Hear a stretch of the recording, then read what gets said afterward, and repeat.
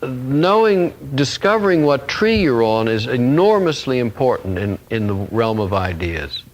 And the tree, you find out, I mean, when I look back at the things I had to write when I was in 22 or 23 or so, and I find some old papers and things, I had exactly the same ideas. I was interested in the same philosophers that I am now. You know, I never could read the other guys. I could understand the ones that, and realize that I'm on that tree. The tree of Plato and Plotinus and Vico and Dilthus to a certain extent, and so on and so forth. And Jung is on that tree, and the Romantics are on that tree. So it's starting to come back inside. And now, you know, what are you going to do? You read Descartes and you read St. Thomas, and it just bores you out. And then you read all American psychology, and it just bores you out of your gourd because it's another tree. They're not interested in the history of ideas particularly.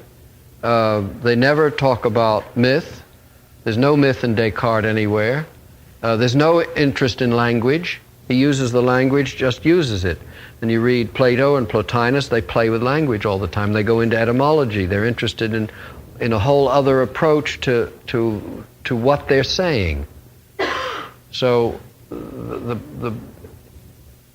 it isn't just to learn the history of the ideas, it's to learn what tree you're on, because that goes on nourishing you. So, you know, what are you saying? That there are certain allied groups of ideas, and that's all that it is? There are groups of ideas that feed each other. Yeah. And you find out what feeds you, what tree nourishes you, what philosopher or thinker or psychologist or school really feeds you.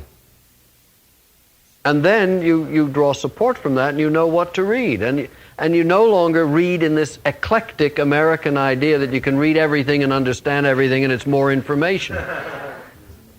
You can't. You absolutely can't, because our mind is built like a funnel. And down here, nothing gets through. Up here, we take it all in. You know, you can listen to anything. You can take a course in Buddhism, and then you can go next door and take a course on the history of Jewish cooking, and then you can take a course and you can get it all, you know. And then it gets down to here, and then one little, you know, nothing goes down. Nothing gets very far. So it's very important to have an idea, to find the things that turn you on, that move your soul, that you love when you're reading. All right, so they don't have to be related to each other. No, but you do find as time goes on that they tend to be related to each other, that they have the same sense of imagination, or they have the same sense of language, or the same way of repeating certain basic ideas that come again and again.